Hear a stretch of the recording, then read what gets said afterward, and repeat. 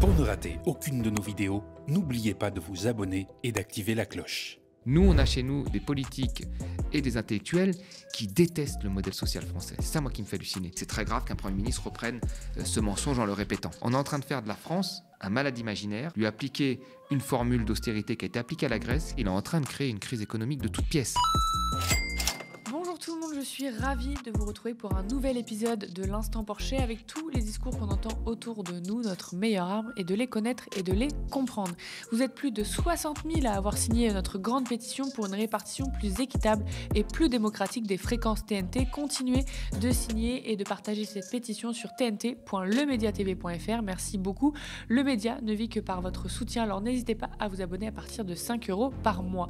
Bonjour Thomas. Salut Lisa. Alors avec toi aujourd'hui au programme, le Premier ministre annonce son plan pour les Français et nous sommes allés à l'Assemblée nationale demander des explications. C'est parti.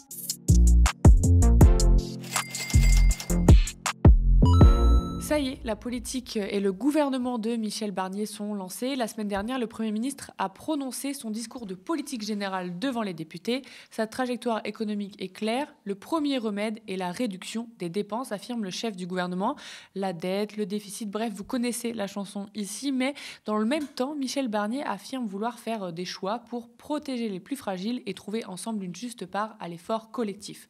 Tout en rappelant que nous sommes le pays avec les impôts les plus élevés du monde et que leurs baisses ont aidé beaucoup de Français et d'entreprises, le Premier ministre a dénoté de ses camarades macronistes en annonçant demander une participation au redressement des comptes aux grandes et très grandes entreprises sur les profits importants et une contribution exceptionnelle aux Français les plus fortunés. Panique à droite et à l'extrême droite, on a osé parler taxation des plus gros qui paient en proportion moins que les moyens, rappelons-le.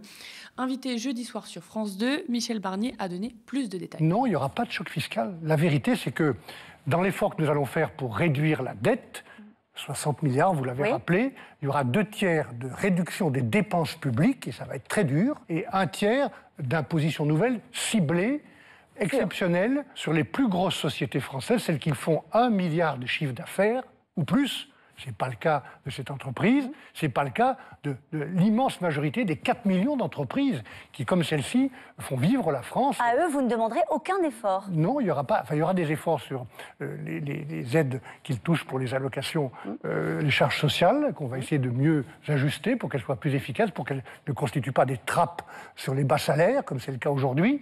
Il y a un effort exceptionnel, temporaire, et je pense qu'elles peuvent accepter de faire cet effort de solidarité nationale. Ça représente combien d'entreprises ? Ça représente 300 entreprises. Et pour les plus fortunés, c'est un couple avec revenu fiscal de plus de 500 000 € par an, par exemple. Pas d'impôt minimum pour les plus riches en tête. Ça reste exceptionnel et temporaire, assure Michel Barnier. Thomas, comment tu accueilles ces annonces-là sur les impôts ? Il y a eu une volonté de ne pas faire tout supporter sur la dépense publique. Ce qu'il faut comprendre, c'est quand même que le plan budgétaire est un plan extrêmement important. 60 milliards à trouver, c'est pas rien. On était au début sur des sommes de 15, 20 milliards. Là, on a multiplié par 3 l'effort budgétaire. Donc, il rejoint un petit peu ce qu'avait dit le gouverneur de la Banque de France, c'est-à-dire de faire un effort d'1/3 sur les hausses d'impôts et de 2/3 sur les dépenses publiques. Sur les hausses d'impôts, on cible très clairement les entreprises, les 300 entreprises qui font des chiffres d'affaires de plus d'1 milliard. Donc, il y aura le CAC 40 plus d'autres entreprises. Et puis, les 0,3% des ménages les plus riches avec une contribution spéciale et temporaire qui avait déjà été mise en place à l'époque de M. Fillon et de Sarkozy, qui devait être temporaire mais qui s'est poursuivie, où vous aviez justement une personne vivant seule, c'est seul, et qui gagne 500 000, qui déclare 500 000 euros d'impôts, payer à la fin une contribution supplémentaire à un peu plus de 9 000 euros. Là, on va rajouter un peu plus d'argent à cela. Alors, on ne sait pas encore la forme que ça prendra. Ce qu'il faut dire seulement, c'est que sur ces impôts-là, il faut beaucoup se méfier du théorique et du concret. Effectivement, d'un point de vue théorique, on fait des calculs, on dit ça va rapporter tant de milliards, donc 20 milliards. Mais après, dans les faits, il faut voir si c'est vraiment appliqué. Parce que, en théorie, l'impôt sur les sociétés, il est de 25%. Dans les faits, il y a beaucoup d'entreprises qui ne payent pas d'impôt sur les sociétés. Et en premier lieu, une qui est très connue, qui s'appelle McKinsey, qui est dans le groupe de celles qui font plus d'1 milliard et qui, selon un rapport du Sénat, n'avait pas payé d'impôt sur les sociétés depuis 10 ans. Vous voyez, donc il y a le théorique et il y a le pratique. J'espère qu'une fois que le théorique sera mis en place, la pratique, ce sera de faire en sorte et de contrôler que ces gens payent bien l'impôt qui leur est dû. Tu as peur que ça fasse comme les 3000 milliardaires qui, au final, paient que 2% d'impôts? C'est ça, c'est-à-dire qu'aujourd'hui, nous savons tous, et je veux dire, même Madame Borne l'a rappelé. Alors c'est marrant parce que tout le monde découvre des choses une fois qu'il n'est plus au pouvoir. Moi, je me souviens déjà à l'époque, en 2012, Nicolas Sarkozy, quand il était candidat à sa réélection, il avait dit dans une grande émission à l'époque, qui était sur France 2, une grande émission politique, il avait dit, voilà, je me suis rendu compte qu'il y avait des grandes entreprises qui échappaient à l'impôt, et donc je vais mettre en place une taxe minimum sur les super profits, et c'est ce qu'on avait appelé à l'époque la taxe totale. Donc il avait dit ça en 2012, il y a 12 ans. Là, on a Madame Borne qui était au gouvernement, qui a été première ministre, et là qui dit effectivement, il y a une partie des entreprises riches et des gens très riches qui arrivent à échapper à l'impôt via des mécanismes fiscaux. Donc c'est là qu'il faut les voir, en fait, en réalité. Je veux dire, réaugmenter les taux, pourquoi pas, hein, c'est très bien. Là, il y a si un effort budgétaire, c'est probablement plus juste. Et puis c'est des personnes, là, on touche quand même des gens qui ont profité des dernières années Macron. Mais après, c'est surtout d'éviter qu'il y ait des mécanismes d'évitement de l'impôt qui sont plus ou moins légaux, hein, mais parfois on va un petit peu, il y a un abus à un moment d'utilisation de la règle fiscale. Et c'est là qu'il faut aller voir, parce que c'est devenu un sport maintenant pour les très riches et les grandes entreprises, c'est devenu un sport de haut niveau. Tout le monde s'attelle un peu sur ces impôts exceptionnels des grandes entreprises, mais on parle moins de ce fameux 2 tiers qui vont être très durs, c'est ce qu'a dit Michel Barnier lui-même. Donc il a donné un peu plus de détails sur France 2. On va chercher à donner plus d'efficacité à la dépense publique. Par exemple, on dépense heureusement et positivement beaucoup d'argent pour l'apprentissage. On va regarder si certaines aides à l'apprentissage ne peuvent pas être reciblées.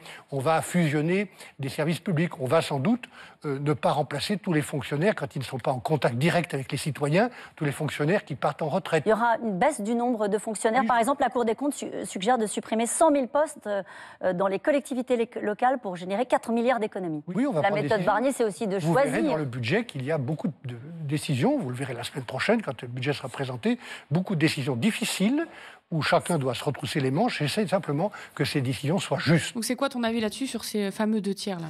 Là, on en sait moins. Autant il y a eu une forme de chiffrage, je pense, de peur d'affoler tout le monde. Il y a eu une forme de chiffrage sur la hausse des impôts. Et cette hausse des impôts, il y avait aussi une peur d'affoler Macron. Parce que plutôt que d'aller chercher les revenus des gens qui vont gagner des 0,3, alors pourquoi pas, hein, mais là, on parle de revenus, hein, des 0,3%, pourquoi pas? Mais pourquoi on n'est tout simplement pas revenu sur l'ISF, le patrimoine? Parce que le patrimoine, c'est ça qui crée le plus d'inégalités. Pourquoi on n'est pas revenu sur l'ISF? Pourquoi? Je veux dire, le gouvernement n'est pas revenu sur l'ISF. Parce qu'il ne fallait pas prendre Macron en pleine face. Donc, il y a des hausses d'impôts qui ont bien été expliquées en premier pour ne pas vexer la Macronie, parce qu'on pouvait revenir sur un certain nombre de mesures qui n'avaient pas été plus ou moins efficaces. Mais on ne voulait pas vexer la Macronie, donc on crée quelque chose de temporaire, on le dit bien, on cible bien pour ne pas les vexer. Et puis après, sur les dépenses, ça va être compliqué parce que là on parle de moins rembourser les visites chez le médecin. Donc vous êtes quelqu'un de malade, vous devez aller voir beaucoup le médecin et là vous allez être moins remboursé. Donc c'est peut-être votre mutuelle qui va prendre en charge, mais la mutuelle va vous faire payer plus cher l'année d'après. Donc on tape les malades, on va taper en partie les retraités en reportant leur indexation de quelques mois. Donc toute la population va être touchée. Je veux dire, vraiment, il faut avoir ça en tête. Les 60 milliards là, d'économie budgétaire, hein, tout compris. Enfin, le pacte budgétaire de 60 milliards à trouver. Ça représente à peu près 2% du PIB. C'est l'équivalent du premier plan d'austérité qui a été appliqué à la Grèce, qui était de 2% du PIB en mars 2010. Après ce plan d'austérité, elle a été dans la crise, très fortement. Et aujourd'hui, plus de 10 ans après ces premiers plans d'austérité, elle a un PIB qui est au niveau de 2001. Vous voyez ? Et ça, c'est très clair quand on regarde les courbes. Et tout le monde s'est dit que ça avait été une erreur, que ça avait été trop violent, qu'il n'aurait pas lu faire de la sorte. Et aujourd'hui, c'est ce qu'on fait pour la France. Donc là, Michel Barnier, il a parlé hier de crise financière, il a répété 3 fois le mot, mais en réalité, il est en train de créer une crise économique de toutes pièces. Je veux dire, il ne faut pas que la solution soit pire que le mal. Et c'est ce qu'il est en train de faire. On est en train de faire de la France un malade imaginaire, lui appliquer une formule d'austérité qui a été appliquée à la Grèce, qui risque de ralentir très fortement la croissance économique et de plonger la France dans la récession. C'est ça. Et je veux dire, si le plan est vraiment appliqué comme il est dit, 2025 va être une année de crise, de ralentissement économique, et 2026 probablement encore plus. Donc c'est une erreur. Ce plan est une grosse erreur. Et tout le monde va le payer, pas que les riches comme on le dit. Tout le monde va le payer. Oui, surtout les pauvres en fait. Oui, voilà, exactement. Parce que le revenu, faut bien l'avoir en tête. Il y a 3 types de revenus. Il y a les revenus qu'on vous distribue sans redistribution. D'accord ? Là, une partie va être taxée effectivement sur les très très riches. Puis il y a le revenu après distribution de prestations sociales, c'est-à-dire l'aide au logement, tout type de prestations qu'on peut recevoir, le revenu disponible. Puis vous avez le revenu ensuite qui prend en compte en plus les services publics. Là, les services publics vont être tapés, les prestations vont être tapées. Donc le revenu disponible global de la majorité des Français va diminuer, va être impacté. Même si sur la fiche de paie, ils ne vont pas avoir grand-chose de différence, dans la vraie vie, leur revenu disponible sera très fortement impacté. C'est quoi ton analyse globale sur le discours et la présentation du plan de Michel Barnier là ? Moi, je pense que sur la forme, il essaie de jouer le fait qu'il est là, qu'il hérite d'un bilan, et c'est vrai, et qu'il est obligé d'avoir un discours de vérité. Mais moi, s'il applique... Enfin, rien ne nous oblige à appliquer ça. Effectivement, il y a eu des grosses erreurs de prévision. Et c'est ça le vrai problème. C'est qu'il y a eu des erreurs de prévision, et en partie, la dissolution a plongé l'activité économique dans une forme de ralenti. Parce que personne n'allait faire des investissements nécessaires, on ne savait pas qui allait gagner. Vous aviez 3 programmes économiques, enfin plutôt 2, hein, mais allez, vous en aviez grosso modo. Après, il y a un effet peut-être d'image avec le RN sur certaines entreprises, mais vous aviez 3 blocs avec des programmes économiques plus ou moins différents, disons-le. Donc, quand vous êtes un entrepreneur, c'est très difficile de faire des investissements dans ces conditions-là. Donc, les investissements sont plus bas. Aujourd'hui, le secteur privé crée très peu d'emplois, finalement. Ça ne marque pas les créations d'emplois. Donc, on est dans cette situation-là.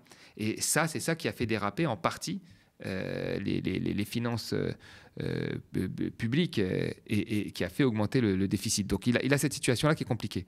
Après, une fois qu'on a vu ça, il faut certes peut-être avoir une trajectoire de réduction des déficits pour être crédible, pour pas que le déficit s'enfonce. Nous sommes d'accord avec ça, mais rien ne nous oblige d'avoir quelque chose d'aussi violent. Voilà, rien ne nous oblige à avoir ça. Parce que les marchés financiers ne nous ont pas encore punis, comme on n'arrête pas de nous le dire, même si on a l'impression que des gens n'attendent que ça, qu'on soit vraiment punis. Ça fait des années qu'ils attendent que ça. Je veux dire, depuis le rapport Pébro en 2006, ils attendent que ça, les gens. Qu'on aille droit dans le mur, ça les fait sourire, on ne sait pas pourquoi. Mais les faits montrent que les taux, même s'ils augmentent un petit peu, ils sont au-dessus du Portugal, au-dessus de l'Espagne, au-dessus de la Grèce, très légèrement sur l'épaisseur du trait. Les gens veulent notre dette. Les investisseurs veulent encore acheter massivement notre dette, plus que nous émettons d'obligations, ce qui est un signal plutôt extrêmement positif et ce qui montre que notre dette est encore attractive. Donc il n'y a aucune urgence à appliquer un plan d'austérité, parce que c'en est un, d'une telle violence, de la hauteur de celui, vraiment, je le rappelle, de la Grèce en 2010. Michel Barnier a annoncé par exemple la revalorisation du SMIC de 2%. Alors ça aurait été automatique en janvier, il a annoncé que ce serait avancé de 2 mois. Mais de l'autre côté, les revalorisations des retraites sont repoussées de janvier à juillet. Est-ce que derrière une annonce qu'on croit un progrès, est-ce qu'il y a toujours un loup derrière pour rattraper ? Non, mais ce qui est marrant, c'est que là, alors, il essaye de, comme il sait que ça va être dur, il essaye de compenser par d'autres choses. Il joue un petit peu la bataille qu'il y a chez les libéraux, hein, plutôt entre générations, en disant oh là là, c'est dégueulasse. Les personnes âgées, qui sont quand même vos propres parents souvent, hein, ont un revenu plus élevé que les jeunes. Enfin, c'est pas de la faute des vieux qu'ils ont un revenu plus élevé que les jeunes. Hein. C'est un peu plus compliqué que ça. La situation des jeunes aujourd'hui, elle est plutôt multidimensionnelle. Elle est due beaucoup aussi à la politique économique qui a été. Voilà. Si tu veux niveler par le bas tes parents, c'est ton problème, mais à un moment, il y a des gens qui vont sortir l'argent de leur poche, et puis d'autres qui n'ont pas les moyens, et heureusement qu'il y a un système de retraite qui leur permet de vivre. Et nous devrions être fiers de ce système de retraite. Mais là, effectivement, Macron ne voulait pas toucher aux retraités parce que c'est son électorat principal. Donc, qu'est-ce qu'on fait là ? Bon, Barnier dit on n'a pas le choix, donc il reporte cette hausse d'augmentation des retraites, ce qui va faire que pendant un certain temps, il risque d'y avoir effectivement une perte de pouvoir d'achat pour les retraités, qui sera rattrapée après, mais dans les 6 premiers mois, il y aura une perte de pouvoir d'achat pour les retraités. Alors moi, ce qui m'avait interpellé dans le discours de Michel Barnier la semaine dernière, c'est qu'il a commencé par parler de réduction des dépenses publiques, c'est une des premières choses qu'il a dites, puis Après, il a annoncé qu'un de ses chantiers prioritaires serait les services publics. Donc, j'ai pas compris ce paradoxe. Et vu que j'étais à l'Assemblée nationale avec mon camarade André Manivit à la caméra, on est allé poser la question à Carl Olive, député macroniste. Je crois qu'il a dressé un tableau qui est un tableau de la réalité du quotidien. Aujourd'hui, avec 3 000 milliards de dettes, notre pays ne peut pas faire autrement que de pouvoir restructurer les dépenses publiques pour pouvoir continuer à avancer et certainement, en tout cas, moins engager de dépenses qui peuvent être mutualisées. Moi, je pense notamment aux agences de l'État. Aujourd'hui, on a 1200 agences de l'État qui représentent 80 milliards de dépenses par an. Il y a peut-être à repeigner la girafe sur ces sujets-là, mais il y a d'autres choses. Moi, je serais par exemple favorable à mutualiser un certain nombre de compétences entre le conseil départemental et le conseil régional. Et pourquoi pas créer le conseiller territorial. Voilà. En tout cas, ce qui est sûr, c'est qu'il faut que nous soyons force de proposition, par commencer par réduire la dépense publique avant d'aller chercher de l'augmentation de la pression fiscale. Parce que je sais que ces dernières années, le déficit tient quand même d'une grosse baisse des recettes. Est-ce que ce n'est pas aussi une piste à aller chercher? On l'a vu, M. Barnier a parlé d'impôts des grandes entreprises et ou des grandes fortunes. Écoutez, aujourd'hui, on a un exemple en Europe, c'est l'exemple du Portugal, où le Portugal a une croissance incroyablement positive. Elle est liée à deux choses, le boom touristique et le plein emploi. C'est exactement ce que nous avons tenté de faire, pas toujours réussi, mais aujourd'hui on a un taux de chômage historiquement bas, on a 200 nouvelles usines qui se sont créées avec 2,5 millions d'emplois supplémentaires. On va atteindre un plus bas chômage historique, au plus bas, donc ça va dans le bon sens. Mais après, il faut aussi faire en sorte que le travail paie plus. Il faut aussi faire en sorte qu'il y ait une réciprocité entre les droits et les devoirs. Et là-dessus, on a encore du chemin à faire. Moi, je suis particulièrement favorable, par exemple, à l'assurance chômage, pour qu'on ait une justice et une justesse sociale. Vous voyez, on a beaucoup de travaux à mettre en place, et c'est certainement pas en étant chacun dans son couloir qu'on y parviendra. Il faut travailler ensemble. Et je crois que c'est le message clair de M. Barnier aujourd'hui. Alors, quand j'ai rappelé à Carl Olive qu'il y avait plus de fermetures que d'ouvertures d'usines cette année, le député macroniste m'a parlé de la nécessité d'investir. Pour lui, toucher à l'imposition, c'est le dernier recours. Pourquoi c'est votre dernier recours pour vous d'aller chercher des recettes? Pas d'aller chercher des recettes. Parce que générer des recettes nouvelles, elles peuvent se faire avec, par exemple, l'installation de nouvelles entreprises, qui sont des créateurs de richesse. Non, la dernière de secours, c'est l'imposition. Aller piocher dans les poches des Français. D'ailleurs, c'était très étonnant, puisque M. Wauquiez comme M. Marlex disaient que pour eux, la censure, c'était l'arme anti-impôt. Donc on reste effectivement dans ce qu'on pense, mais moi j'ai été maire, jamais je me suis servi de la pression fiscale pour générer des recettes nouvelles. En revanche, j'ai su accueillir de nouvelles entreprises pour générer de recettes nouvelles, ce qui m'a permis de ne jamais augmenter l'imposition et puis ce qui m'a permis d'avoir le même niveau de recettes auprès des services publics. Dernière question, toujours sur l'imposition, c'est vrai que les entreprises, les grandes entreprises, là qu'on s'entende bien quand on parle d'imposition, on parle des grandes fortunes et des grandes entreprises, c'est des catégories de population qui ont connu des accroissements de richesse sous Macron, et alors que les pauvres se sont appauvris sous M. Macron. Et donc, c'est quoi votre constat par rapport à ça? Est-ce qu'il faut s'attaquer quand même à certaines cibles? Je vous rejoins, vous avez raison. Je pense qu'aujourd'hui, il faut absolument aller taxer les super profiteurs.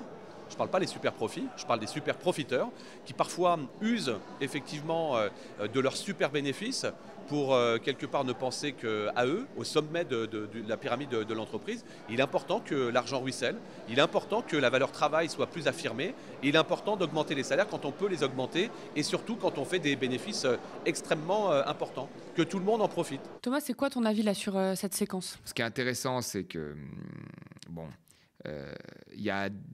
on commence par l'effet, ce que moi j'appelle l'effet film d'horreur. C'est-à-dire, oh là là, la dette est très élevée, c'est très grave, etc. Alors que, quand nous regardons la dette en pourcentage de PIB, elle diminue plutôt ces dernières années. Elle diminue très légèrement. Elle a augmenté avec le Covid, bien sûr, ce qui a été le cas de l'ensemble des pays, mais là, elle diminue très légèrement. C'est la même chose pour la dépense publique. D'accord ? Donc, il faut regarder en pourcentage de PIB. Donc, la situation n'est pas si alarmante que ça. Elles ont augmenté, effectivement, mais elles se stabilisent entre 2023, 2022, 2023 et même 2024. Donc l'effet film d'horreur, il faut déjà le mitiger.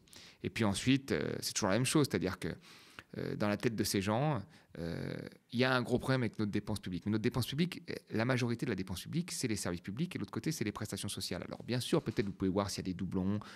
Ça fait longtemps qu'on nous en parle de ça. Hein. Des agences qui sont inefficaces. Vous pouvez faire, si vous voulez, des fusions. Enfin, ça fait des années qu'on nous dit ça. Mais vous n'allez pas retrouver un niveau de dépense publique qui sera au niveau de celui du Japon ou des États-Unis. Tout simplement parce que nous avons un modèle social. Donc demain, vous voulez avoir des chiffres très beaux de dépenses publiques à 30-40%, bah, vous retirez les retraites, vous les mettez toutes par capitalisation et on y est, et c'est réglé. Donc il va falloir un moment qu'on assume le modèle français tel qu'il est. Je veux dire, ça aussi, dans tous les pays, là on m'a envoyé le livre d'un économiste qui était en ancien politique indien, il mettait en avant le modèle indien dans ce livre-là, en le défendant, en disant que c'était une voie différente. Alors voilà, on peut la critiquer ou pas, mais les intellectuels de ces pays défendent leur modèle. Nous, on a chez nous des politiques et des intellectuels qui détestent le modèle social français. C'est ça, moi, qui me fait halluciner. Alors qu'il y a plein de points positifs, mais qui le détestent. Et leur but, on se demande s'ils sont même pas parfois des gens qui sont envoyés par d'autres, mais parce que leur but, c'est vraiment d'en venir à bout. Donc il faut faire des réformes. Là, il n'a pas pu s'en empêcher sur l'assurance chômage, comme si ça n'avait pas déjà été fait. Il faut faire des réformes sur l'assurance, sur les retraites. Faut la Cour des comptes, quand même, la Cour des comptes, son but, c'est il faut supprimer 100 000 postes de fonctionnaires dans les collectivités territoriales. Enfin, c'est quoi? Tu parles de Michel Barnier, là. Oui, mais attends, la Cour des comptes a sorti ce chiffre. Elle a dit pour économiser 4 milliards, il faut supprimer 100 000 postes de fonctionnaires dans les collectivités territoriales. Alors déjà, on le dit, on l'a souvent dit ici, les 4 milliards, c'est l'équivalent de l'ISF. Donc, vous voyez, si tu veux trouver 4 milliards, tu reviens sur l'ISF. Là, tu touches qu'un petit nombre de gens très, très riches. Mais là, non. Il faut aller chercher les collectivités locales et supprimer 100 000 postes de fonctionnaires. C'est quoi les postes de fonctionnaires dans les collectivités locales? C'est de la petite enfance. C'est du périscolaire. C'est des bibliothécaires. C'est du nettoyage. C'est à 75% des gens qui sont des catégories C. C'est-à-dire, ce n'est pas des hauts fonctionnaires de la Cour des comptes avec des salaires mirobolants. Ce n'est pas du tout ça. Et souvent, qu'est-ce qui se passe? Quand vous supprimez, bien sûr, dans la masse salariale, vous avez moins de dépenses publiques. Mais qu'est-ce que vous faites après? Vous allez laisser votre ville être complètement sale? Non, vous avez recours à des entreprises privées. Oui. Et donc, la masse salariale baisse, mais la consommation intermédiaire augmente. Nous sommes en France, un des pays où les consommations intermédiaires des mairies sont parmi les plus faibles. Pourquoi? Parce qu'il y a des fonctionnaires dans les collectivités locales. Donc, c'est juste un jeu de vases communicants. Et en fait, leur but, c'est quoi? C'est de casser le public pour que le privé en profite. Et qu'est-ce qui se passe souvent après? Rien n'assure que ce soit moins cher, parce que dans le privé, vous avez une partie prenante supplémentaire dans les grandes entreprises qui sont les actionnaires. Et surtout, la ville perd en compétences. La ville perd en compétences. D'accord? Et les gens sont moins bien payés avec des moins bonnes conditions de travail. Exactement. Ils sont moins bien payés que les catégories C. On devrait peut-être être content qu'il y ait enfin... Parce que les catégories C, c'est majoritairement des ouvriers, des emplois d'ouvriers. On serait content qu'ils soient un peu mieux payés. C'est l'ubérisation souvent dans le privé. Il y a encore un livre qui sort sur les crèches privées, soit dit en passant, après celui des EHPAD. Donc, on voit très bien qu'il y a une volonté de maximisation de profit qu'on ne trouve pas forcément dans le service public. Donc, je veux dire, le but, c'est quoi? Il faut un peu réfléchir un peu globalement. Et quand je vois, moi, cette convergence en fait, d'intérêts qu'il peut y avoir entre parfois des rapports de Bercy, des rapports de la Cour des comptes et des politiques comme ça qui visent toujours à s'en prendre aux mêmes, eh ben, ça me pose problème. On a beaucoup investi dans les services publics ces dernières années et c'est aussi une raison du déficit. Alors non, mais économiquement, non, ça fait 30 ans qu'ils stagnent. Non, c'est pas vrai, c'est pas vrai. Si on parle de PIB, les services publics stagnent depuis 30 ans. Ça fait, depuis 30 ans peut-être, mais peut-être depuis 30 ans, mais dans les 7 dernières années, je vous rappelle...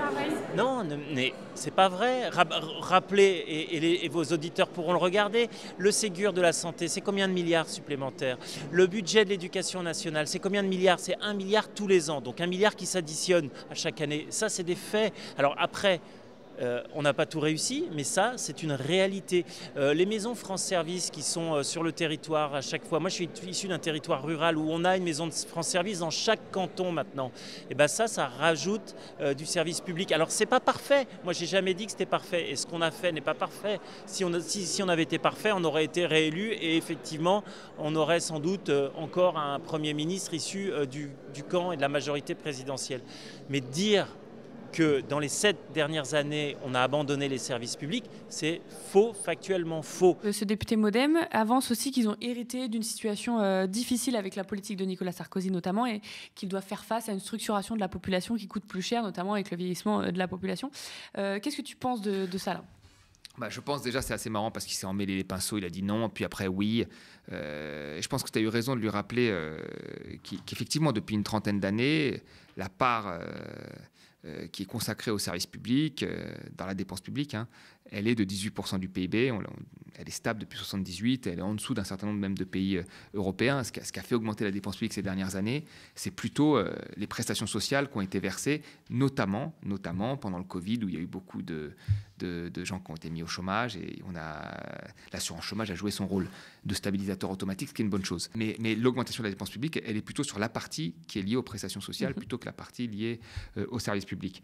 Après, là où il met en avant quelques vérités, c'est que, en fait, nous ne fonctionnons sur l'investissement dans les services publics que par des crises. C'est-à-dire que Macron, au début, c'est son projet, c'était pas d'investir, c'était justement de réduire, d'ailleurs, du même montant qu'aujourd'hui, 60 milliards d'économies sur la dépense publique, c'était son but, et suppression de 120 000 postes de fonctionnaires. Vous voyez, c'était son but. C'était ça, le programme écrit noir sur blanc. Donc le but n'était pas là. Et la première année, d'ailleurs, la dépense publique en volume a diminué en 2018.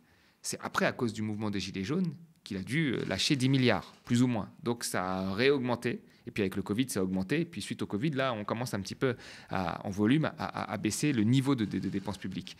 Mais en fait, chaque crise nous rappelle qu'il y a eu un sous-investissement chronique. Le Covid nous a rappelé qu'il y avait un sous-investissement chronique à l'hôpital et que tout le new management public qui visait à optimiser la gestion de l'hôpital avait été un échec. Et d'ailleurs, les médecins étaient beaucoup plus contents quand ils étaient libérés de l'administration hospitalière et qui géraient eux-mêmes l'hôpital, en partie pendant le Covid, enfin qu'ils avaient une marge de manœuvre. Donc ça a été un échec et on nous le ressort aujourd'hui, que l'histoire c'est de mieux gérer, de mieux organiser, etc. Il y a eu l'invasion de l'Ukraine par la Russie. Et là, on s'est rendu compte qu'effectivement, sur l'armée, il y avait eu un sous-investissement et que la France ne pouvait pas tenir très longtemps si demain elle était engagée dans un conflit. Et donc, on avait besoin d'avoir recours aux États-Unis.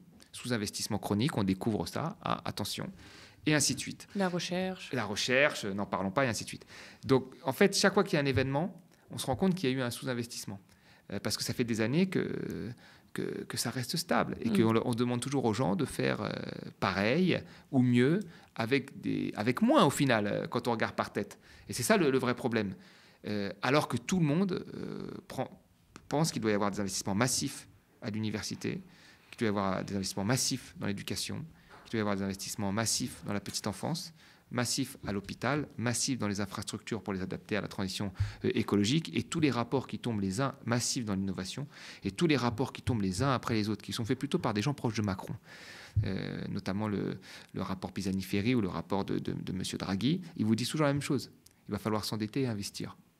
Donc voilà, la réponse est très claire, mais on peut avoir tous les rapports, toutes les convergences intellectuelles, quand on ne veut pas, on ne veut pas.